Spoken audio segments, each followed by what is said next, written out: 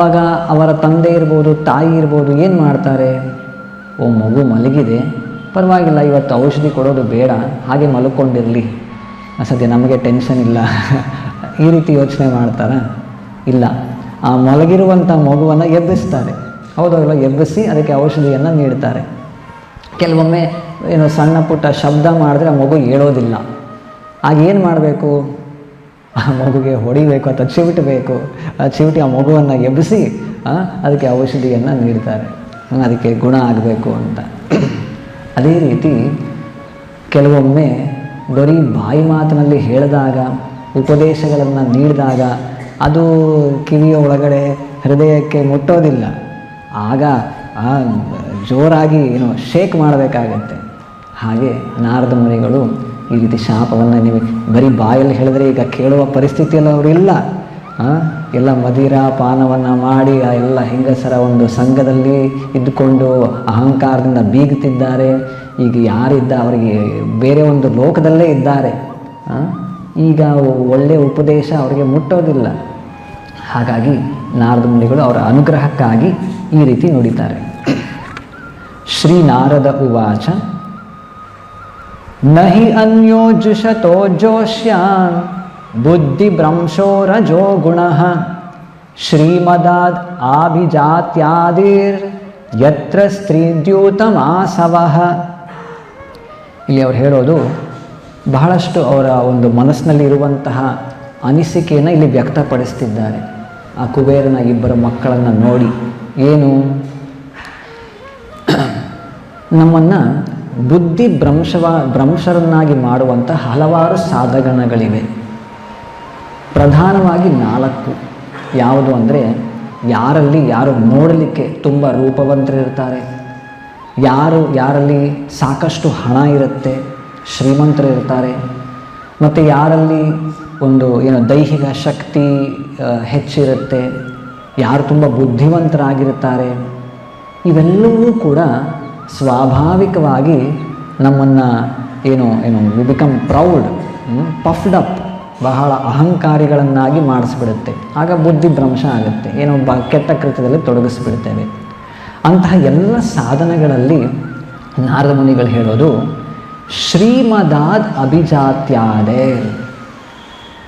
ಯಾವುದು ಶ್ರೀಮಂತಿಕೆ ಅಥವಾ ಹಣದಿಂದ ಉಂಟಾಗುವಂಥ ಅಹಂಕಾರ ಏನಿದೆ, ಅದೇ ಎಲ್ಲದಕ್ಕಿಂತ ಪ್ರಧಾನವಾದದ್ದು ಅಂತ.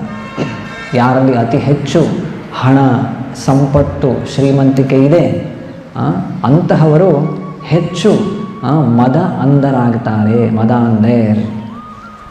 The attraction of riches bewilders one's intelligence more than having bodily features, beautiful bodily features, taking birth in aristocratic family, being learned, ಎಲ್ಲ ರೀತಿ ಎಲ್ಲದಕ್ಕಿಂತ ಪ್ರಧಾನವಾಗಿ ರಿಚಸ್, ಹಣ, ಸಂಪತ್ತು, ಇದು ಒಬ್ಬ ಮನುಷ್ಯನನ್ನು ಅಹಂಕಾರಕ್ಕೆ ಒಳಪಡಿಸ್ಬಿಡುತ್ತೆ. ಅಲ್ಲದೆ when one is uneducated but falsely puffed up by wealth, ಯಾರಿಗೆ ಸರಿಯಾದ ವಿದ್ಯೆ ಇಲ್ಲ ಆದರೆ ಸಾಕಷ್ಟು ಹಣ ಇದೆ, ಅದನ್ನು ಏನು ಮಾಡ್ತಾರೆ ಅವರು? The result is that one engages his wealth in enjoying wine, women and gambling. ಎಲ್ಲ ರೆಗ್ಯುಲೇಟಿವ್ ಪ್ರಿನ್ಸಿಪಲ್ಸ್ ಬ್ರೇಕ್ ಮಾಡೋದು. No meat eating, no intoxication, no illicit sex, no gambling ಅಂತ ಹೇಳ್ತೇವೆ. ಯಾರಲ್ಲಿ ಬುದ್ಧಿ ಇಲ್ಲ ಆದರೆ ಹಣ ಇದೆ, ಆ ಹಣವನ್ನು ಇದರಲ್ಲೇ ತೊಡಗಿಸೋದು. ಮುಂದೆ ಹನ್ಯಂತೆ ಪಶವೋ ಯತ್ರ ನಿರಾದ್ಯೈರ್ ಅಜಿತಾತ್ಮಭಿಃ ಮನ್ಯಮಾಣೈರ್ ಇಮಂ ದೇಹಂ ಅಜರಾ ಮೃತ್ಯುನಾಶ್ವರಂ. ಈ ರೀತಿಯಾಗಿ ಅಹಂಕಾರದಿಂದ ಇದ್ದಂತಹ ಜನ ಅವರು ಮೊದಲು ಏನು ಮಾಡ್ತಾರೆ ಅಂದರೆ, ಹನ್ಯಂತೆ ಪಶವೋ ಯತ್ರ, ಅವರ ನಾಲಿಗೆಯ ರುಚಿಯನ್ನು ಅದಕ್ಕೆ ತೃಪ್ತಿಪಡಿಸಲಿಕ್ಕೆ ಪ್ರಾಣಿ ಹತ್ಯೆಯಲ್ಲಿ ತೊಡಗುತ್ತಾರೆ. ಅವರು ಮೊದಲು ಮಾಂಸ ಭಕ್ಷಕರಾಗ್ತಾರೆ, ಮೀಟ್ ಈಟರ್ಸ್. ನಿರ್ದಯೈರ್ ಅಜಿತಾತ್ಮಭಿ, ದಯೆ ಅನ್ನುವ ಗುಣ ಅವರಿಂದ ದೂರ ಆಗಿಬಿಡುತ್ತೆ. ಅಜಿತಾತ್ಮಭಿಹಿ, ಹೀಗೆ ಅವರ ಎಲ್ಲ ಇಂದ್ರಿಯಗಳು ಅವರ ನಿಯಂತ್ರಣವನ್ನು ತಪ್ಪಿ ಹೋಗುತ್ತೆ. ಅನ್ಕಂಟ್ರೋಲ್ಡ್ ಸೆನ್ಸಸ್, ಅವರ ಎಲ್ಲ ಇಂದ್ರಿಯಗಳು ಅವರಿಗೆ ಕಂಟ್ರೋಲ್ ಮಾಡಲಿಕ್ಕೆ ಆಗೋದಿಲ್ಲ. ಮನ್ಯಮಾನೇರ್ ಇಮಂ ದೇಹಂ ಅಜರಾಮೃತ್ಯು ನಶ್ವರಂ. ಅವರು ಯಾವ ರೀತಿ ಜೀವನವನ್ನು ನಡೆಸ್ತಾರೆ ಅಂದರೆ ಅಜರಾಮೃತ್ಯು, ನನಗೆ ಸಾವೇ ಬರೋದಿಲ್ಲ, ಈ ಅವಸ್ಥೆಯಲ್ಲೇ ಹೀಗೆ ನಾನು ಚಿರಕಾಲ ಸುಖಿಸ್ತಾ ಇರುತ್ತೇನೆ, ಈ ರೀತಿ ಮನ್ಯಂತೆ, ಈ ರೀತಿ ಯೋಚನೆ ಮಾಡ್ತಾರೆ.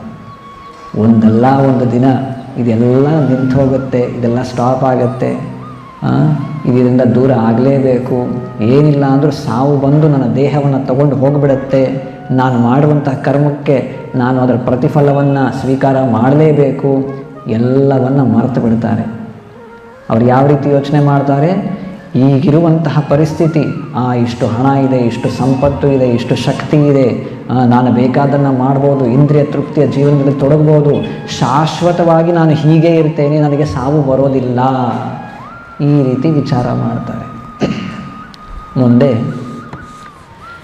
ದೇವ ಸಂಜ್ಞಿತಂ ಅಪ್ಯಂತೆ ಕ್ರಿಮಿವಿಡ್ ಭಸ್ಮ ಸಂಜ್ಞಿತಂ ಭೂತದೃಕ್ ತತ್ಕೃತೆ ಸ್ವಾರ್ಥಂ ಕಿಂ ವೇದ ನಿರಯೋ ಯತಃ. ದೇವ ಸಂಜ್ಞಿತಂ, ಅವರ ಏನೋ ಒಂದು ಪೊಸಿಷನ್, ಬೇರೆ ಬೇರೆ ರೀತಿಯ, ನಾನು ಒಬ್ಬ ದೊಡ್ಡ ಮನುಷ್ಯ, ಒಬ್ಬ ದೊಡ್ಡ ಮಂತ್ರಿ ಆಗಿದ್ದೇನೆ, ಅದು ದೊಡ್ಡ ಪ್ರಧಾನಿ ಆಗಿದ್ದೇನೆ, ರಾಷ್ಟ್ರಪತಿ ಆಗಿದ್ದೇನೆ, ದೊಡ್ಡ ದೇವತೆ ಆಗಿದ್ದೇನೆ, ಬೇರೆ ಬೇರೆ ಹುದ್ದೆಗಳು ಎಲ್ಲವನ್ನು ಅವರ ಸ್ವೀಕಾರ ಮಾಡಿರಬಹುದು. ಇವೆಲ್ಲವೂ ಕೂಡ ನನ್ನ ಜೊತೆ ಶಾಶ್ವತವಾಗಿರುತ್ತೆ ಅಂತ ಅಂದುಕೊಳ್ತಾರೆ. ಆದರೆ ಇಲ್ಲ, ಅವರು ಯಾವುದೇ ಹುದ್ದೆ, ಯಾವುದೇ ಪೊಸಿಷನ್, ಹೆಸರು ಏನು ಮಾಡಿದರೂ ಕೂಡ ಕೊನೆಯಲ್ಲಿ ಅವರ ದೇಹ ಏನಾಗುತ್ತೆ, ಕ್ರಿಮಿ ವಿಟ್ ಭಸ್ಮ ಆಗುತ್ತೆ. ಕ್ರಿಮಿ ಅಂದರೆ ಯಾರು, ಕೆಲವು ನೋಡ್ತೇವೆ, ಕೆಲವು ಜಾತಿಗಳಲ್ಲಿ ಅಥವಾ ಬೇರೆ ಧರ್ಮಗಳಲ್ಲಿ ಅವರನ್ನು, ಕೆಲವರು ಮನುಷ್ಯರನ್ನು ಭೂಮಿಯಲ್ಲಿ ಉಳ್ತಾರೆ, ಕೆಲವು ದಿನಗಳ ನಂತರ ಎಲ್ಲ ಕ್ರಿಮಿಗಳು ಬಂದು ಅವ್ರ ದೇಹ ಎಲ್ಲ ಕ್ರಿಮಿಯಾಗಿ ಪರಿವರ್ತನೆ ಆಗಿಬಿಡುತ್ತೆ. ಇನ್ನು ಕೆಲವರು ವಿಡ್ ಅಂದರೆ ಹೇಸಿಗೆ, ಸ್ಟೂಲ್, ಬೇರೆ ಬೇರೆ ಪ್ರಾಣಿಗಳು ಬಂದು ತಿಂದು ಅವರ ದೇಹದ ಎಲ್ಲ ಮಾಂಸ ರಕ್ತವನ್ನೆಲ್ಲ ತಗೊಂಡು ಮಾರನೆಯ ದಿನ they will pass as stool, ಹೇಸಿಗೆಯಾಗಿ ಕನ್ವರ್ಟ್ ಆಗಿಬಿಡುತ್ತೆ ಆ ದೇಹ. ಮತ್ತು ಭಸ್ಮ, ಕೆಲವರು ದೇಹವರನ್ನು ಬೆಂಕಿಯಲ್ಲಿ ಸುಡ್ತಾರೆ, ಈ ದೇಹ ಭಸ್ಮವಾಗಿಬಿಡುತ್ತೆ. ಇದನ್ನು ಅರ್ಥ ಮಾಡಿಕೊಳ್ಳದೆ ಭೂತ ದೃಕ್ ತತ್ಕೃತೆ ಸ್ವಾರ್ಥಂ, ಬೇರೆ ಜೀವಿಗಳಿಗೆ ನೋವನ್ನು ಉಂಟು ಮಾಡ್ತಾರೆ. ಯಾತಕ್ಕೆ? ಸ್ವಾರ್ಥಂ, ತಮ್ಮ ಇಂದ್ರಿಯ ತೃಪ್ತಿಗಾಗಿ. ಕಿಂ ವೇದ ನಿರಯೋಯತಃ, ಅವರಿಗೆ ಮುಂದೆ ಯಾವ ರೀತಿಯ ಶಿಕ್ಷೆ ಅವರಿಗೆ ಕಾದಿದೆ ಅವರಿಗೆ ಗೊತ್ತಿಲ್ಲ.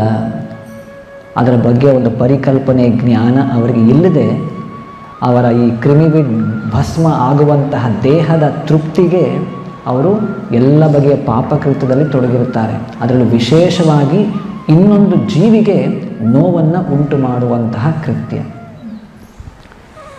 ಮುಂದೆ ದೇಹ ಕಿಂ ಅನ್ನದಾತು ಸ್ವಂ ನಿಷೇಕ್ತುರ್ಮಾತುರೇವ ಚ ಮಾತುಃ ಪಿತುರ್ವಾ ಬಲಿನಃ ಕ್ರೇತುರ್ ಅಗ್ನೇಶುನೋಪಿ ವಾ. ಇಲ್ಲಿ ನಾರದ ಮುನಿಗಳು ಹೇಳ್ತಿದ್ದಾರೆ, ಈ ದೇಹ ಯಾರಿಗೆ ಸೇರುತ್ತೆ? ಒಂದು ದೊಡ್ಡ ಲಿಸ್ಟ್ ಕೊಟ್ಟಿದ್ದಾರೆ ಇಲ್ಲಿ, ನೀವೇ ಹೇಳಿ ನೋಡೋಣ. ಈಗ ಹೇಳ್ತಾ ಹೋಗ್ತೇನೆ, ಈ ದೇಹ ಯಾರ ಸ್ವತ್ತು? ಮೊದಲು ಅನ್ನದಾತು, does this body belong to its employer? ಯಾರೋ ನಮಗೆ ಜೀವನ ನಡೆಸಲಿಕ್ಕೆ ಕೆಲಸ ಮಾಡಿಸ್ಕೊಳ್ತಾರೆ, ಸಂಬಳ ಕೊಡ್ತಾರೆ, ಊಟ ಕೊಡ್ತಾರೆ, ಈ ದೇಹ ಅವರಿಗೆ ಸೇರುತ್ತಾ? ಅಥವಾ ನಿಷೇಕ್ತುರ್, ಈ ದೇಹವನ್ನು ಈ ಭೂಮಿಗೆ ತಂದಂತಹ ಅವನ ತಂದೆಗೋ ಅಥವಾ ಮಾತುರೇವಚ ಅವನ ತಾಯಿಗೆ ಸೇರುತ್ತಾ? ಅಥವಾ ಮಾತುಃ ಪಿತುಃ ಅಂದರೆ ಅವರ ತಾಯಿಯ ತಂದೆ ಇರ್ಬೋದು ಅಥವಾ ತಂದೆಯ ತಂದೆ ಇರ್ಬೋದು, ಗ್ರ್ಯಾಂಡ್ ಪೇರೆಂಟ್ಸ್, ಅವರಿಗೆ ಸೇರುತ್ತಾ? ಅಥವಾ ಬಲಿನಃ, ಯಾರು ಬಲವಂತವಾಗಿ ಶಕ್ತಿಯಿಂದ ದೇಹವನ್ನು ತಮ್ಮ ವಶಪಡಿಸ್ಕೊಳ್ತಾರೆ, ಇನ್ನೊಬ್ಬ ವ್ಯಕ್ತಿಯ ದೇಹವನ್ನು, ಅವರ ಸ್ವತ್ತಾಗುತ್ತಾ? ಅಥವಾ ಕ್ರೇತುಹು ಅಂದರೆ ಏನು, ಪರ್ಚೇಸ್ ಮತ್ತು ಸೆಲ್ಲಿಂಗ್. ಯಾರು ಹಿಂದಿನ ಕಾಲದಲ್ಲಿ ಅಥವಾ ಈಗಲೂ ಎಲ್ಲೋ ಬೇರೆ ಬೇರೆ ದೇಶಗಳಲ್ಲಿ ಕೇಳಿದ್ದೇವೆ, ಏನು ಸ್ಲೇವ್ಸ್, ಮನುಷ್ಯರನ್ನು ಏನು ಮಾರಾಟ ಮಾಡ್ತಾರೆ ಕೆಲಸ ಮಾಡಲಿಕ್ಕೆ, ಅಥವಾ ಏನು ಸ್ಲೇವ್ಸ್ ಅಂತ ಈ ರೀತಿ ಎಲ್ಲ. ಯಾರು ದುಡ್ಡನ್ನು ಕೊಟ್ಟು ಅವ್ರನ್ನ ಖರೀದಿ ಮಾಡಿರ್ತಾರೆ ಅವರ ಸ್ವತ್ತಾಗುತ್ತಾ, ಅಥವಾ ಅಗ್ನೇಹೆ, ಕೊನೆಯಲ್ಲಿ ಅಗ್ನಿಗೆ ಆಹುತಿ ಆಗಬೇಕು, ಆ ಅಗ್ನಿಯ ಸ್ವತ್ತ, ಅಥವಾ ಶುನೋಪಿವ, ಶುನಃ ಅಂದರೆ ಒಂದು ನಾಯಿ, ಎಲ್ಲೋ ದೇಹವನ್ನು ಬಿಸಾಡ್ತಾರೆ, ಕೊನೆಯಲ್ಲಿ ಈ ದೇಹವನ್ನು ನಾಯಿಗಳು ಬಂದು ಎಲ್ಲ ಕಿತ್ತು ತಿಂದ್ಬಿಡುತ್ತೆ. ಸೊ ಈ ದೇಹ ನಾಯಿಯ ಸ್ವತ್ತ. ಯಾರ ಸ್ವತ್ತು ಈ ದೇಹ? ಯಾರಿಗೆ ಸೇರುತ್ತೆ ಹೇಳಿ, ಯಾರಿಗೆ ಸೇರುತ್ತೆ?